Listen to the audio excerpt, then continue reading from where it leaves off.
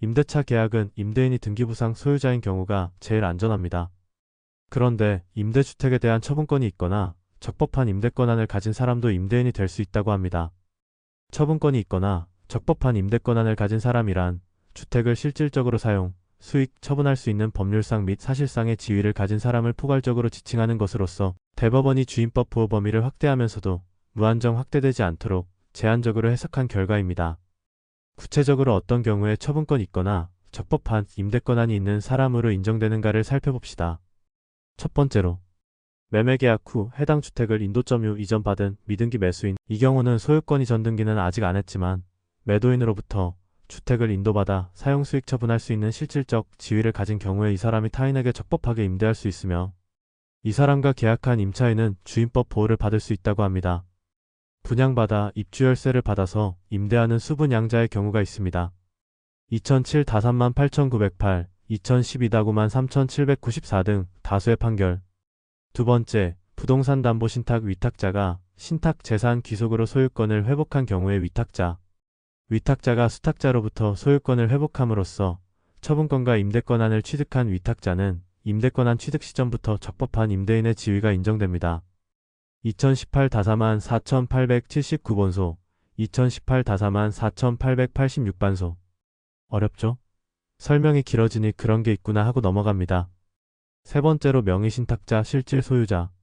등기부상 소유자는 명의수탁자지만 실질 소유자인 명의신탁자가 처분권한을 포함한 실질적 권리를 가지고 있는 경우에 명의신탁자와 계약 체결한 임차인은 명의수탁자인 등기상 소유자에게도 대항 가능합니다.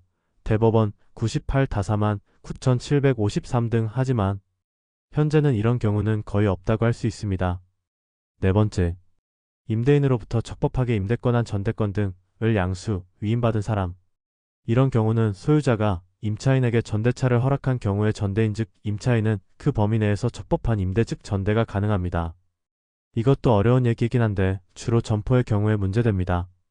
정당한 임대인이란 결국 소유자 및 위의 네 가지로서 그 외에는 주택임대차 보호법의 적용을 못 받을 수 있으니 주의가 필요해서 말씀드리며 기본적으로 알고는 있어야 한다는 것입니다. 특히 조심해야 할 경우를 하나 말씀드리면 전속 중개계약을 맺고 집주인을 대리하는 중개업자와 계약할 시 주의할 점입니다. 집주인과 전속 중개계약을 맺고 단독으로 임대계약 및 관리를 맡은 중개업자가 다수의 중개물건을 중개하면서 특히 젊은 사람들이 많이 임차하는 오피스텔이나 원룸 건물이 문제됩니다.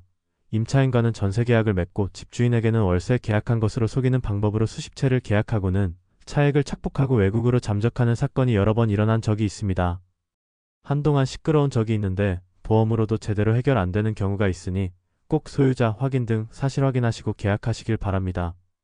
사회초년생들이 조심해야 할 임대차 계약 시 중요한 부분에 대해 설명하고 있습니다.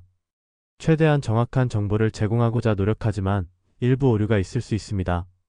무조건 맹신하지 마시고 여러 매체의 정보와 취합하여 판단하시기 바랍니다. 그리고 말씀드린 바 있듯이 법률 문제는 사후에 해결하려면 몇 배의 힘이 듭니다. 사전에 대한법률구조공단이나 다른 전문가들과 미리 상의하시길 바라며 특히 법률구조공단은 면접, 전화는 물론 화상, 사이버 상담도 가능하니 참고하십시오. 유익한 영상이 되었으면 좋겠습니다. 감사합니다.